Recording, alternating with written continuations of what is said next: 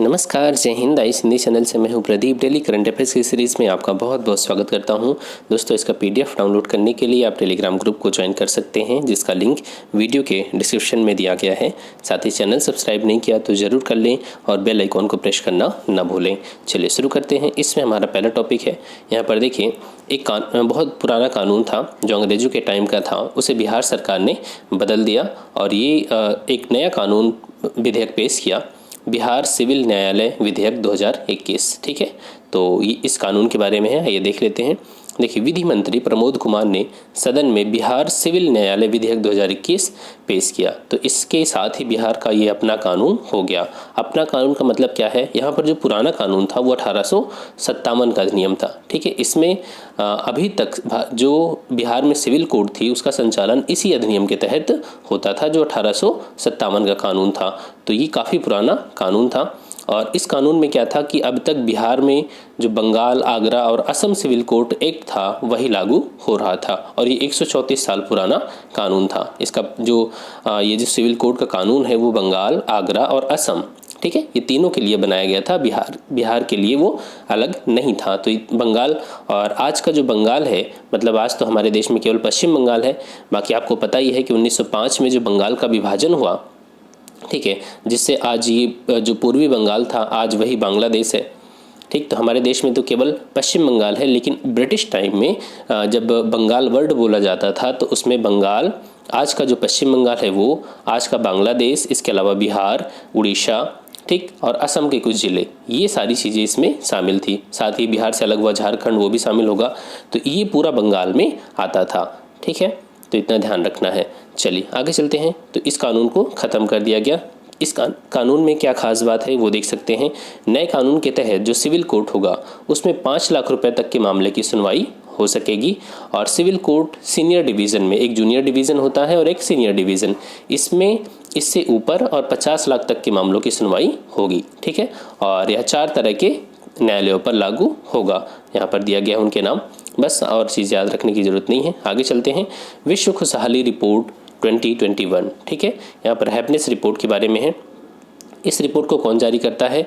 देखिए, यहाँ पर जो भी इंडेक्स आएगा, रिपोर्ट आएगा, वो जब आपका एग्ज़ाम होगा तो हम एक वीडियो में सारे इंडेक्स को देख लेंगे। ठीक है, तो अभी अगर भूल जाते हैं आप या याद नहीं रहता तो कोई परेशानी वाली बात नहीं है। ठीक है, देखिए, जो विश्व खुशहाली रिपोर्ट 2021 है उसको यूएन सस्टेनेबल डेवलपमेंट नेटवर्क ने रिलीज़ किया। या इसे हम शॉर्ट में UNSDSN बोलते हैं, United nation sustainable development solution network. ठीक है, अब यहाँ पर इसमें टॉप पर कौन है, मतलब कौन सा देश बहुत ज़्यादा खुश है, तो वो है फिनलैंड। फिनलैंड सबसे खुशहाल देश के रूप में विश्व में चुना गया है। और भारत की रैंकिंग क्या है? तो भारत की रैंकिंग 149 देशों में 139 है। ठीक है, और 2019 में भारत की रैंकिंग कितनी थी?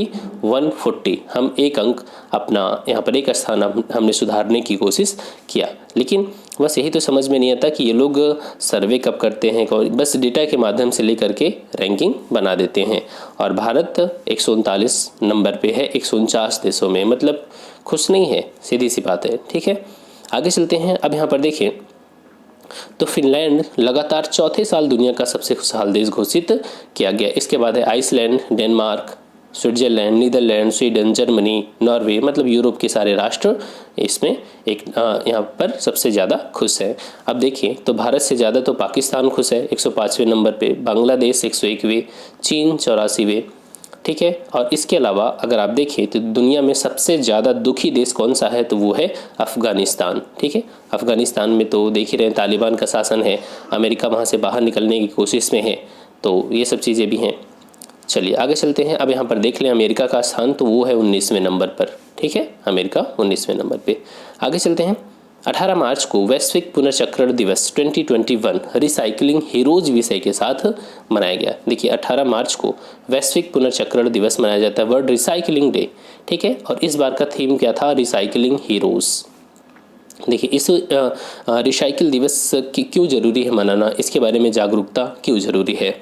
देखिए, जो आप प्लास्टिक यूज़ करते हैं, चाहे वो सिंगल यूज़ प्लास्टिक हो या आपके घर में बनी हुई प्लास्टिक से कोई स्थायी चीज़ हो, मतलब जो काफ़ी लंबे समय तक चले, जब हम आखिर प्लास्टिक भी तो किसी रिसोर्स से आता होगा, या मान लीजिए सपोज़ कोई लकड़ी की चीज़ है, वो लकड़ी पेड़ से कटी हुई है, ठीक है, और बाद में उस लकड़ी का यूज़ ख़त्म होता है, आप उसे जला देते हैं तो लकड़ी क्या हो गई, ख़त्म हो गई।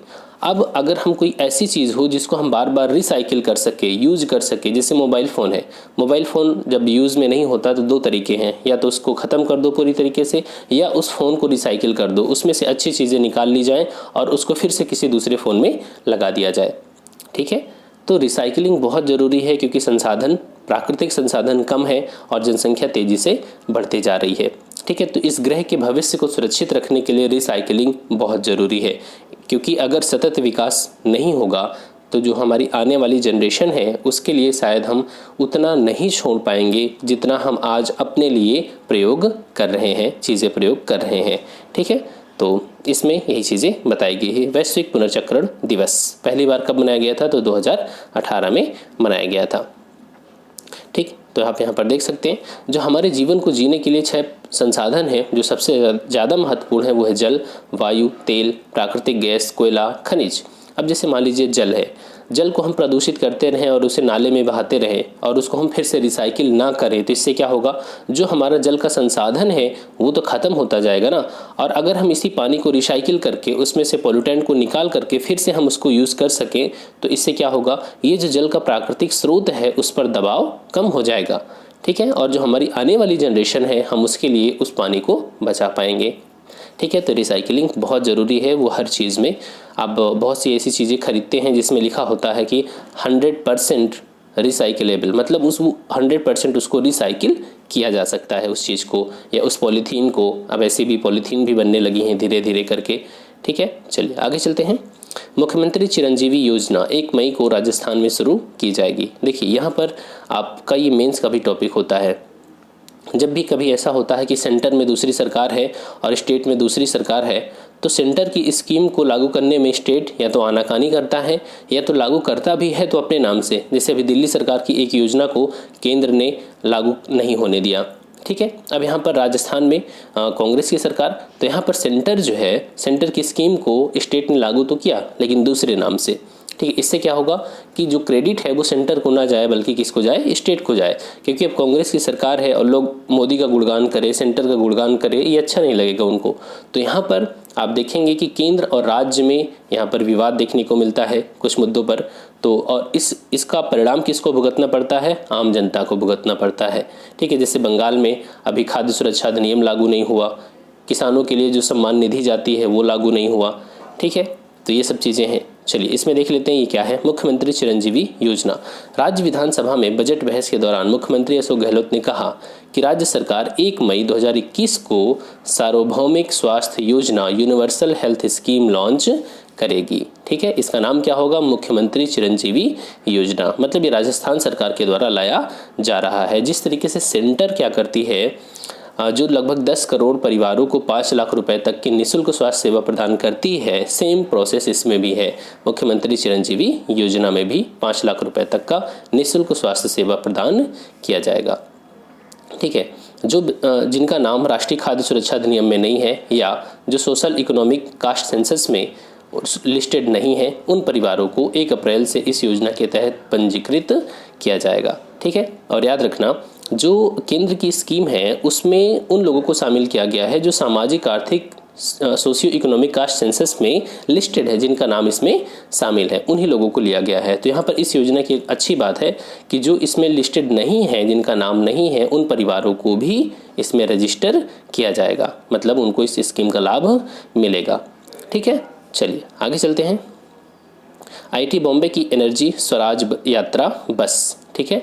यहाँ पर ध्यान से देखें तो IIT बॉम्बे के एक प्रोफेसर थे, डॉक्टर चेतन हैं, प्रोफेसर डॉक्टर चेतन सोलंकी ने एक बस बनाई है, ठीक है, जो पूरी तरीके से सोलर एनर्जी से चलती है।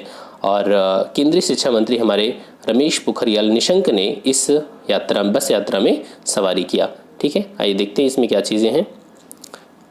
जो एनर्जी स्वराज यात्रा है ये जो बस है ये सौर ऊर्जा से चलती है और इसमें क्या है कि इसमें वर्क कंबाइंड रेजिडेंशियल यूनिट भी है, मतलब इसमें काम करने के लिए, इसके अलावा रहने के लिए भी, रहने खाने किचन वगैरह सारी सुविधा इसमें दी गई है, ठीक है। तो यही है और ये जो यात्रा है वो 2030 तक जारी रहेगी, ठीक है। ये जो बस है मतलब ये एक तरीके से जागरूकता फैलाने, इनोवेशन को बढ़ावा देने, लोगों को सोलर एनर्जी की ओर शिफ्ट करने, प्रमोट करने, मतलब उसका ज़्यादा से ज़्यादा यूज़ करें, इन चीज़ों के बारे में जागरूकता के लिए ऐसा किया जा रहा है। ठीक है। और इस बस में मैंने अभी बताया कि रहने को, स्नान, खाने पकाने, सोने, काम करने, बैठक, ट्रेनिंग, इन सभी चीज़ों के लिए भी इसमें है। ठीक है। और इस बस को 3.2 किलोवाट के सोलर पैनल से लैस किया गया है और इसमें 6 किलोवाट की बैटरी स्टोरेज क्षमता भी है।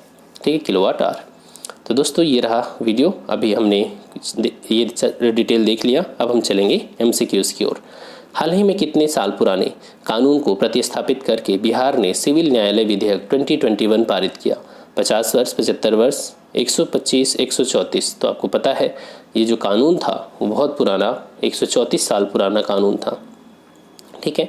विश्व खुशहाली रिपोर्ट 2021 में भारत की रैंकिंग क्या है? World happiness report UN sustainable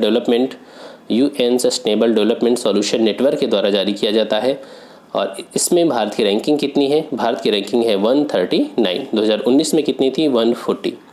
वैश्विक पुनर्चक्रण दिवस 2021 रिसाइकलिंग हीरोज विषय के साथ कब मनाया गया?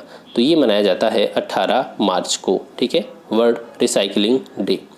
आगे चलते हैं। हाल ही में किस राज्य ने मुख्यमंत्री चिरंजीवी योजना लॉन्च करने की घोषणा की? गुजरात, मध्य प्रदेश, उड़ीसा, राजस्थान। इसका सही आंसर क्या होगा?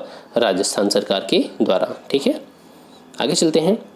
हाल ही में एनर्जी स्वराज बस यात्रा किस संस्था के द्वारा बनाया गया?